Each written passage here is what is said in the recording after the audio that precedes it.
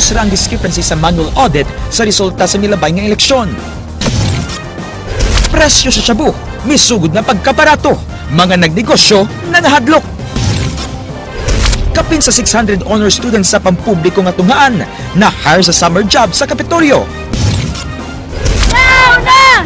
131 ka mga public elementary ug high school na ngayog increase sa tuition fee.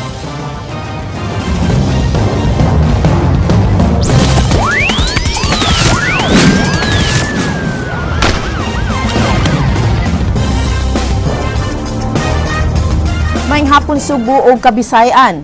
Presyo sa pakete sa shabu misugod na og kabarato human gikataho nga nagsugod na og pangundang ang mga namaligya sa illegal nga drogas. Kini gi-aksyon na ni Edwin Cañete. Tag 60 pisos na lang ang baligya sa gagmayng pakiti sa Subo. Ang pagbarato gikumpirmar ni Senior Superintendent Rex Dirillo, ang hipi sa Regional Intelligence Division. Apan wala kini magpasabot nga pagbarato sa shabu nagagumikan sa ilang subsub nga pagpanakop sa mga illegal nga drugas.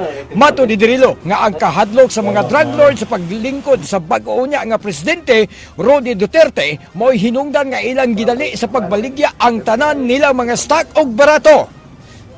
Ipang dispose nila mabilisan or gusto nilang huminto, ganun, or ayaw ng mga tao, natakot ang mga tao, ayaw nang bumili, kaya mabilisan binibenta ng mura. May pasidaan si Dirillo nga dili sila muhunong sa pagukod sa nanginabuhi sa pagbaligya sa ginadili nga drugas. Continue atong operation, nakita nato nga naging paibadak pa means napagod. Dili na muhuno atong operation ni Alang sa Aksyon Bisaya, Ed Cañete, News 5.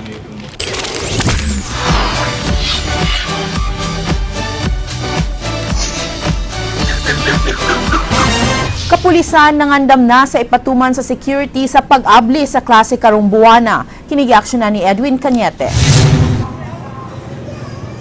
Ang hugot nga seguridad sa tanan nga mga tunghaan dito sa siyudad sa Mandawi, Lapu-Lapu City ug siyudad sa Sugbo, gipangandaman sa kapulisan sa pag-abli sa klase.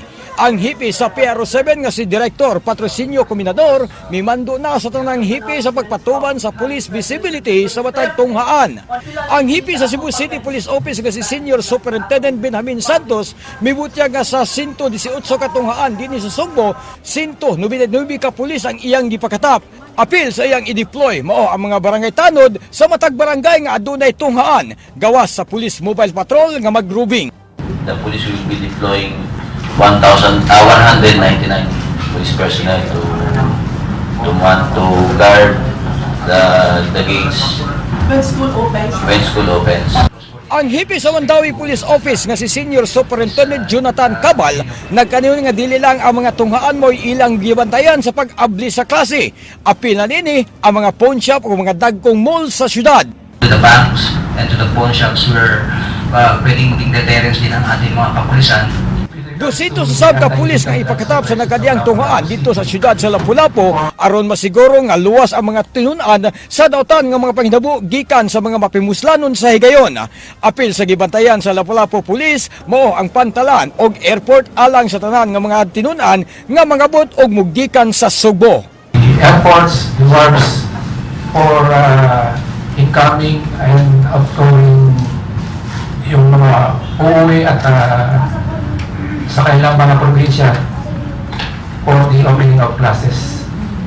Alang sa Aksyon Bisaya, Ed Cañete, News 5. Giaprobahan sa Department of Education ang katunga sa gidaghanon sa mga eskwelahan nga mi-apply og tuition fee increase sa Kabisayan. Samtang aprobado na usab sa Commission on Higher Education ang application sa 17 ka mga colleges and universities. Kini gi-aksyon na ni Ryan Sorote.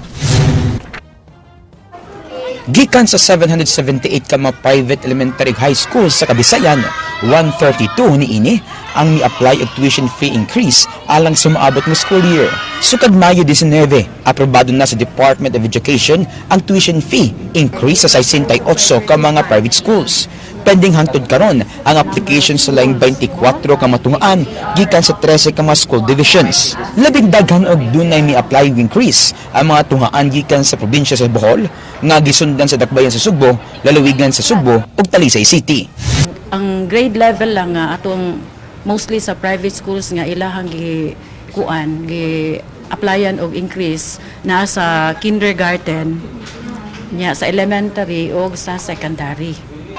Ang mga eskwelahan na nga gikan sa 5% ngadto sa 12% nga increase. Mo kantidad gikan sa 500 hangtod sa 1,000 ka pesos ang ipang-grant nga tuition increase sa DepEd alang sa mami apply.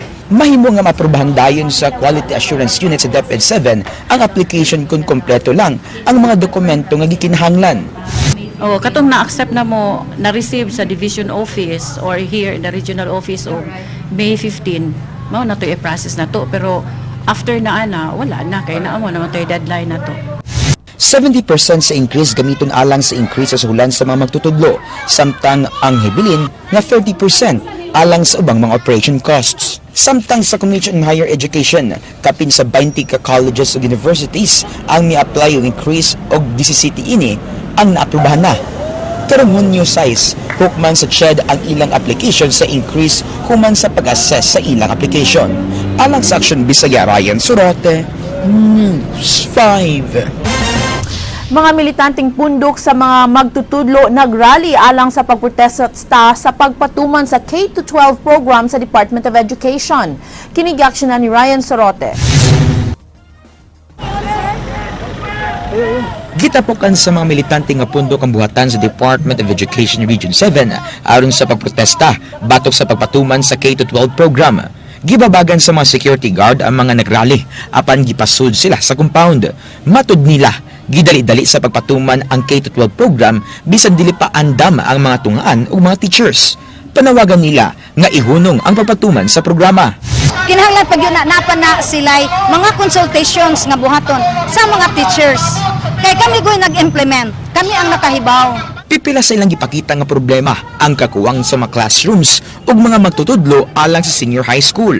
Giangkon sa DepEd nga magkuwang gyud ang mga classrooms apan napagitaan na kini og solusyon sa pagpagamit nila sa mga libraries ug principal's office. Lakip nga solusyon sa kakuwang sa classroom mao ang pag-increase sa gidaganon sa mga estudyante matag section. Gipaabot sab nga mahuman sa oras ang ipatukod nga mga bagong classrooms. Dili gyud di siya angayan pa nga i-implement karon. Kay bisag suruyon nato ang mga eskwelahan, daghan pang mga eskwelahan nga nagsige pa og tukod og mga buildings sa senior high. Nagbukas ang DepEd og plantilya nga 30,000 ka mga magtutudlo sa tibuok nasod. Ilang gilauman nga pinaagi sa K-12, mahimo nga world class sa mga graduates nga dali makatrabaho sa gawas sa nasod. Would help our graduates nga makakompete sila globally when it comes to employment. Kay sa ato bitaw sa mga ASEAN bitaw nato ang kita dili man gyud ta prefer no nga ato mga graduates diri kay mas ma-prefer man sila sa katong K-12 system na basic education requirement. Alang sa Aksyon Bisaya, Ryan Sorote, News 5.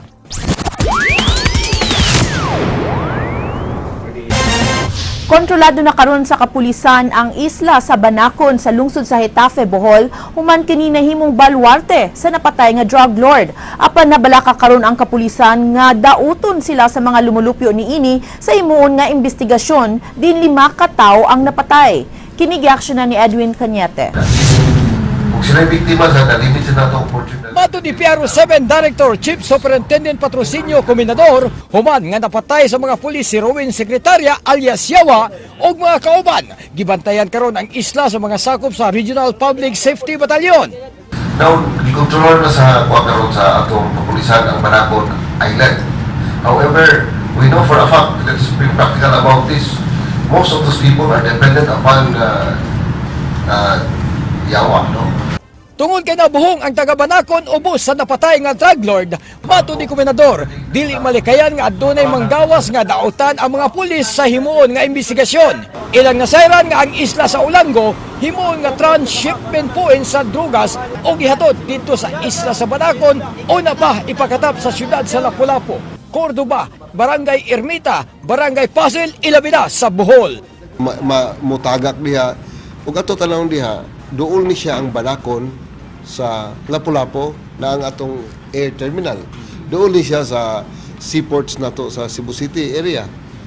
Mean to say, they can pass through these islands without impediment, without being hampered by Coast Guard, by police. Alang sa Aksyon Bisaya, Ed Cañete, News 5. Unang resulta sa manual audit sa resulta sa election sa Sugbo ug Bohol nagpakita nga nasulod ra sa acceptable level ang mga discrepancies niini. Kinigaksyonan ni Ray Pasaporte. Gipahigayon kaganiha ang audit verification machine count sa 20 ka clustered precincts gikan sa nagkalain-laing lugar sa probinsya sa Sugbo ug Bohol. Kini ang pagsuta kung managsama ba ang resulta sa eleksyon pinaagi sa manual audit. Apil ni siya sa process nato sa atong system nato nga dunay parallel count manual para ma-verify kay doon na mo idaghang mga istorya nga dili daw mabasa ng machine o sakto dayon ay daghang mga reports nga di mao ang nigawas nga resulta. So mo ni siya pamaagi nga makita ni siya kung tinuod ba ng mga allegations. Ilang nakita nga adunay mga diferensya nga na-transmit nga resulta ug ang manual nga pag-ihap sa mga botos. Apan nasulod ra kini sa acceptable level nga accuracy nga ilang giuyunan. Tanaw nila ni ang pag-count sa machine o ang pag-count sa manual o acceptable ba na siya nga result. Ang National Movement for Free Election kon NAMFREL nga usa ka independent committee nga mao'y nagpahigayon sa random manual audit. Ang resulta sa ilang manual audit mao ang basihan kung acceptable ba o dili ang resulta sa nakalabayng eleksyon. Sa samang higayon, gipahinumduman na usab sa COMELEC ang tanan nga mi-file sa ilang Certificate of Candidacy sa pagsubmit na sa ilang Statement of Contributions and Expenditure. Apil ni ini ang mga kandidato nga mi-withdraw sa ilang kandidatura. Deadline na sa Merkules sunod simana ug walay extension nga gitagana sa COMELEC. Doon naman na siya fine, administrative fine, range na 10,000 to 30 sa first offense, dayon second offense na maabot na og 60,000. Then makita nga dunay kaduha nga wala kamupile o susi.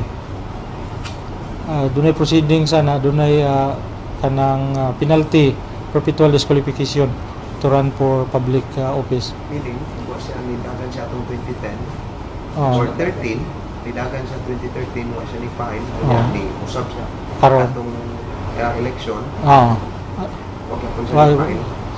So, ma-disqualify din na siya, din na siya pwede mo dagan hantod-hantod. Alang sa Aksyon Bisaya, Ray Pasaporte, News 5. Sa mga balita gawa sa nasod, usa ang patay samtang daghan ang nangaangol sa pagkahugno sa usa ka apartment sa Russia. Gituuhan nga hinungdan sa pagkahugno sa apartment mao ang gihimo nga reconstruction sa first floor sa building. Gisusi karon sa mga tinugyanan kung aduna bay violation sa safety regulation sa gihimo nga reconstruction. Dito sa China, wala na matangtang ang ulo sa usa ka tawo nga iyang gisulod sa usa ka washing machine. Iyang gisulod ang ulo aron iyang mahibaw-an kung muandar pa ang iyang gubaon nga washing machine. Nanawag sa mga pulis ang iyang mga kauban sa balay human napakya sila sa pagluwas kaniya. Giguba sa bumbero ang washing machine aron lang makagawas ang biktima. Mikabat pa og 40 minutos ang pagtangtang sa iyang ulo. Matod sa report, gitabunan ang biktima atol sa pag-rescue aron dili siya masunog sa sparks gikan sa giguba nga washing machine. Siya nakaangkon og mga minor injuries sa nahitabo. Nasunog ang usa ka dako nga chemical factory sa Hubei province sa China. Gidudahan nga sa usa ka chemical leak sa factory ang hinungdan sa sunog. Ang chemical factory gipinag-iya ni Yuchang Zongjing Chemical Company. Walay naangol sa hitabo human ilang gipabakwit ang namuyo palibot sa factory.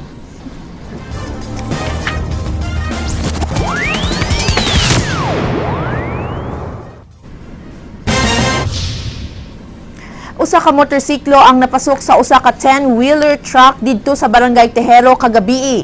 Kining giaksyonan ni Ray Pasaporte. Pasado alas 7 kagabi, gitabang sunod sa ambulansya sa rescue team sa Barangay Tejero kining lalaki nga nagkadugo ang naong ug ulo niini. Dili na makatingog ang biktima nga nagmaneho sa motorsiklo. Kinsa napasok ilawom sa 10-wheeler truck nga nagparking daplin sa karsada. Kini nahitabo duol sa Pier 4 sa Sitio Silangan 2 sa Barangay Tihero. Wa makabantay ang biktima sa nagparking 10-wheeler truck kinsa kusog nga nagpadagan sa iyang motorsiklo. Nailhan ang biktima pinaagi sa iyang driver's license nga usa ka clever kabungkal nga taga Alopes sa Barangay Labangon, Dakbayan sa Sugbo. Matud sa traffic enforcer, ang kangit-ngit sa lugar nga giparkingan sa 10-wheeler truck ang hinungdan nga wa kini makit-i sa biktima. Misoy trip sing adto, kumus ngit-ngit nga ma'am. Mao ni nga wa niya makit-i nga nay naka-park ni. Ang biktima anaa karon sa Talandugon ang kahimtang gidala sa hospital. Nagduda usab ang nakasaksi nga nakainom ang biktima. Di Cortez po nato ma'am. Alang sa Aksyon Bisaya, Ray Pasaporte, News 5. Mga sakyanan sa barangay nga wa gipanguli wa nahatagi og fuel sa City Hall. Samtang mireklamo usab ang mga driver sa mga truck sa basura nga katunga na lang ang diesel nga gihatag alang kanila. Kini gi-aksyonan ni Leslie Camina de Vistil. Way gitugutang makakuha og fuel sa depot sa Dakbayan sa Sugbo sa mga sakyanan nga wala gipanguli sa barangay. Aduna pay 22 ka barangay nga wala mouli sa ilang mga sakyanan sa City Hall human gibando ang inventory niini. Matod sa General Services Office Assistant Head Ronald Malacora, hangtod nga dili ibalik sa barangay ang mga sakyanan alang sa inventaryo, wa sila makuha gikan sa fuel depot sa syudad. Okay, useless man nag-issue ang mayor og memo nga i-recall niya magsitag-hatag og fuel. So might as well di lang sa nato continue ang ilahang fuel kung di pa nila ma-submit for inventory ang mga units. Pero after ma-ratio na naaraman nilang fuel. Sugod karong adlaw, katunga na lang usab ang fuel allocation alang sa tanang sakyanan sa kagamhanan sa Dakbayan sa Sugbo. Naabtan sa news team kining garbage truck sa Kasambagan nga nagpakrudo. Naguol si Fernando Pisao nga imbis 300 liters ang allocation niini, 150 litros na lagi tubil nga matud niya hilabihan kakuwang. Matud niya magkuwang kini hilabi na nga layo ang labayanan sa mga basura. Kuwang na jud kayo kay gikuhaan man 50% may gikuha. Katunga niya asa naman pila naman lang ka simana dagan mo ani. Aso kuwang siya. Kuwa kay atug sa pulog konsolasyon lang ya. Pila ko na ka kilometro. Si Acting Mayor Margot Osmeña may padayag nga di siya makapasalig nga ang sakyanang mauli sa matag barangay o department mausab ang ilang makuha pagbalik. It will go to whom it belongs to where it is needed. Okay? Maybe your question is, if I return this car, will I get this car back? The same car? I cannot say yes. Alang sa Aksyon Bisaya, Leslie Camina de Vistil, News 5. Mga honor students nakapahimo sa summer job program sa Department of Labor and Employment. 40% sa ilang sweldo madawat pinaagi sa educational vouchers. Kini gi-aksyonan ni Kylie Chua. Kapin 600 ka honor student gikan sa nagkalain-laing public school sa probinsya sa Sugbo ang nakapahimulo sa summer job sa Kapitolyo. Sa 670 ka honor students, 301 niini valedictorians ug 369 niini salutatorians. Sa 670, 74 niini ilang gi-refer sa pribadong kumpanya o gidawat. Samtang ang kapin 500 niini ilang gipatrabaho sa munisipyo kung asa lungsura nagpoyang usa ka tinun-an. The valedictorians and the salutatorians are working in their respective municipalities so that they will have no expenses for traveling and for their food. Pero kamoy nag-refer nila ma? Yes, kami nag-refer. For example, if the valedictorian comes from Medellin, so ato na lang siya sa municipality of Medellin. Matod ni Mathea Bagia sa Public Employment Office sa Kapitolyo, sila nakig-alayon sa PESO manager sa nagkalain-laing munisipalidad sa probinsya. Ang mga nakatrabaho nagdawatan og minimum nga sweldo sulod sa usa ka buwan nga pagtrabaho. Ang Kapitolyo mo ay nanubag sa 60% sa sweldo samtang 40% ang sa Department of Labor and Employment. Sa 60% usab ang gitubag sa pribadong kumpanya o gikan sa dole ang 40%. Especially that nag-abli sa schools na magyud sila daghang expenses. So at least makatabang ta nila. And the second is they should value their work. They should learn how to value the work. Dili na imo sayon manarbaho. They should have the right attitude, the knowledge, and the skills na ilang makuha during their SPES. Gipasabot ni Bagia nga ang mga honor student lang ang automatic nga maka-avail sa special program for the employment of students. Matod ni Bagia ang sweldo makubra sa mga estudyante sa dili pa magsugod ang klase. Apan dili cash kun usa ka educational voucher ang 40% nga giangkon sa Department of Labor nga sweldo. Alang sa Aksyon Bisaya, Kyle Chua, News 5. Ang pribadong tag-iya sa luna sa Osmeña Shrine maong angayan nga mangusog sa pagbabag sa pagtukod og mga balay sa mga informal settlers sa maong luna. Kini gipadayag sa buhatan sa urban poor sa Dakbayan sa Sugbo, human gimando usab sa syudad ang pagdemolish og gipabarog nga mga balay. Kini giaksyonan ni Leslie Caminade Vestil. Wa makatuwa mga tawo nga nagtukod dinhi og barong-barong sa Osmeña Shrine nga gihatagan na lang sila og 10 days aron voluntary nga moguba sila mga bag-ong gitukod nga bay. Bitbit nila kining papel nga dunay perma ni Mayor-elect Tomas Osmeña ug Congressman Bebot Abellanosa. Isip bugtong kamatuuran nga gitugutan sila sa pagtukod silang bay sa maong dapit. Matud pa sa usa sa mga mitukod sa dapit, gisaaran sila ni Acting Mayor Margot Osmeña di adtong panahon sa kampanya nga atabangan sila nga makapuyo. Hinungdan nga naglatid sila sa bakanting luna aron tukuran silang mga bay. Wa pang eleksyon mo na yung gihatag namo nga ang katong walay kapuy-an iya mintabangan nga duna may kapuy-an. So ang kami sad pagkaibaw na mga nangita na sad mig iriyang kuan dinhi dapit wala may nagkuan balay amo lang sa din taon ning gipuyan-puyan ko amo sa taon may kapuy-an. Isa may nisaad giingon na nga anak. Kato pag-ingon ni Margot ug katong pagpulong-pulong sa BOPK. Matud sa buhatan sa Department of Welfare of Urban Poor, ang Osmeña Shrine nga nahimutang sa kalunasan, gidonate na sa syudad ngadto sa Evangelical Coalition of Cebu Incorporated nga girepresentahan sa usa ka Reverend Romeo Burado. Apan kini gibabagan sa mga nagpuyo sa palibot sa lugar, tud kay himuon kini nila nga usa ka sementeryo. Matud ni Attorney Colin Rosel, usa ka pribadong luna ang Osmeña Shrine, human kini madonate sa maong kapunungan. Ang deed of donation na aprubahan sa konseyo ni atong Abril 10 tuig 2010. Matod ni Attorney Rosel, ang representante sa Evangelical Coalition of Cebu Incorporated mao ang angayan nga mangusog sa pagbabag sa pagtukod sa mga bay. So wa gyud na siya directive gikan nga re. Nya imposible sa dunay directive as I have said nga dili man taw na technically gipanag-iya sa syudad sa Sugbo. Do kita ko ang titulo na pa sa syudad sa Sugbo pero there's a document disposing the such property ngadto sa katong group of Protestant churches. So ang permero siguro ng buhaton ang moriak gitaan na ang katong kuan doni, di ba ang tagiya? Yeah, so far sir wala ni react.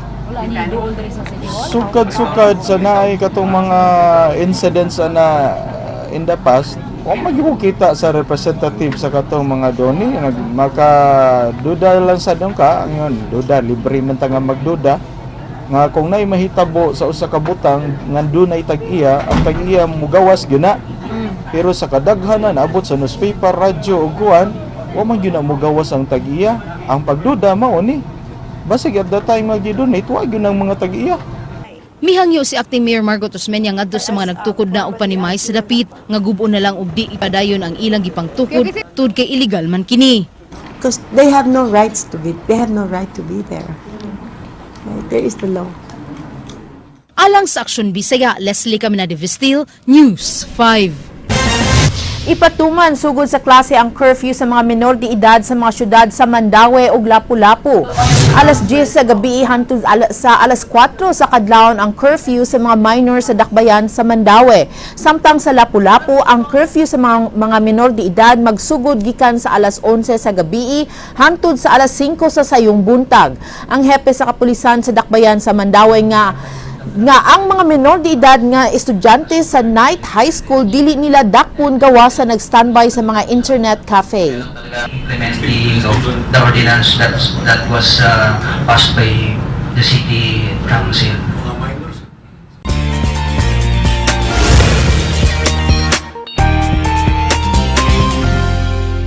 Happy vibes lang dinhi sa TV5. Karate Do Summer Class malampusong gipahigayon o gitapos sa Cebu City Sports Complex. Kapin sa 200 ka mga partisipante ang misalmot niini kung diin. Labing bata nila nagpangidaron og 4 anyos. Ani ang report.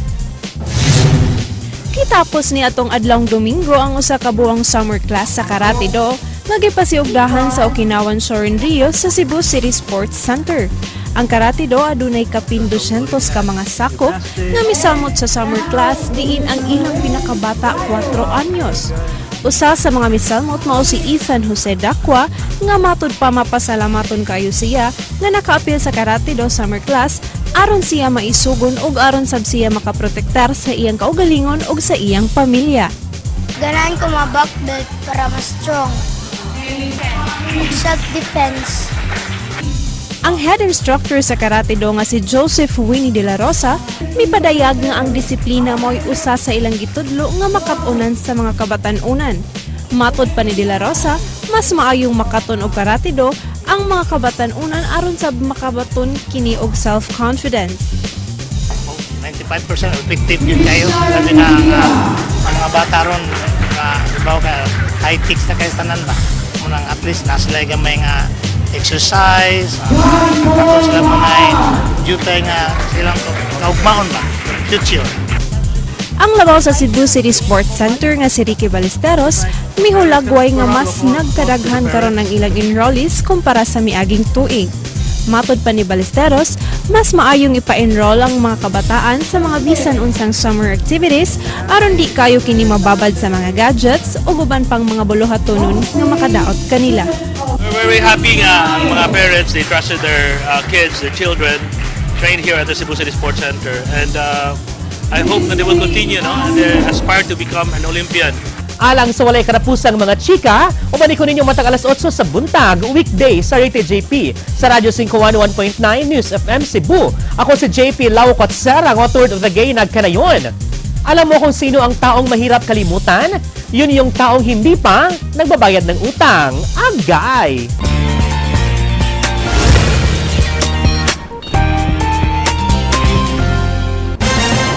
Ug mao kadto ang mga balita sa Aksyon Bisaya, ako si Georgia Herrera. Mga balita nga pundasyon sa ligdong nga opinyon o konkretong solusyon. Bisan nasa, bisan kanu sa kapatid kay di lang kutob sa balita, aksyon!